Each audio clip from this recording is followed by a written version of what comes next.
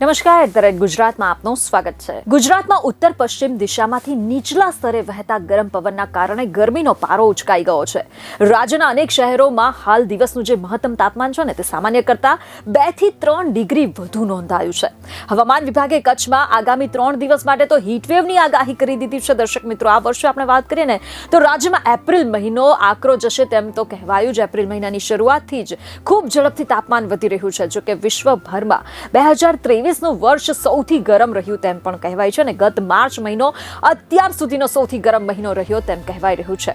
આ વધતી જતી જે ગરમી છે ને, આ ગરમી સામે વૈજ્ઞાનિકો પણ ચેતવણી આપી રહ્યા છે અને જો સ્થિતિ કાબૂમાં લેવામાં નહીં આવે આ સ્થિતિને તો કેવી પરિસ્થિતિ સર્જાશે તેના વિશે તેઓ ચેતવી રહ્યા છે। એટલું જ નહીં દર્શક મિત્રો, જો આ વર્ષના અંત સુધીમાં તો તાપમાન ઓછું ન થાય ને તો ધાર્યા બહારની પરિસ્થિતિ સર્જાવાની પણ સંભાવના સામે આવી રહી છે। આપણે વાત કરીએ તો એક ટોચના વૈજ્ઞાનિકે મીડિયા સાથેની વાતચીત દરમિયાન જણાવ્યું આવું કંઈક તેવું સામે આવી રહ્યું છે, જેને લઈને એ ચર્ચાઓ તીવ્ર બની ગઈ છે કે શું વિશ્વ જળવાયુ પરિવર્તનના ઝડપી યુગમાં પ્રવેશી રહ્યું છે?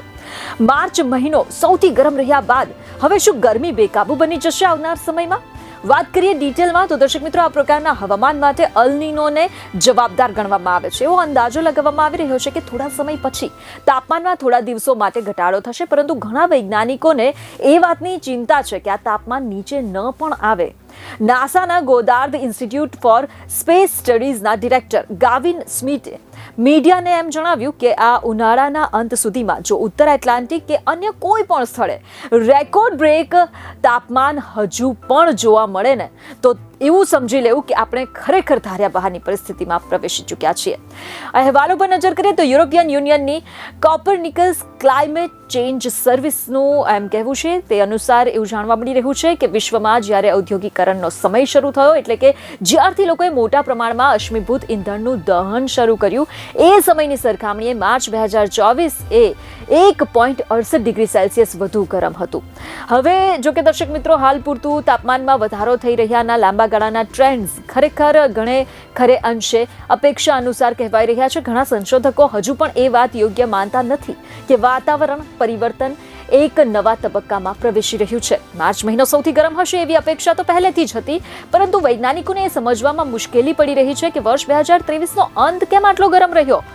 અલ નીનોની શરૂઆત છેલ્લે જૂન મહિનામાં થઈ હતી અને ડિસેમ્બરમાં તેનો પ્રભાવ વધ્યો હતો। અશ્મિભૂત ઇંધણનું વધુ ને વધુ માત્રામાં દહન થવાના કારણે વાતાવરણમાં ગરમીનું પ્રમાણ વધ્યું હતું અને તેને વધતા તાપમાન પાછળ સૌથી મોટું કારણ માનવામાં આવ્યું હતું, પરંતુ ગત સપ્ટેમ્બરમાં જ તાપમાને તમામ રેકોર્ડ તોડવાના ચાલુ કરી દીધા હતા।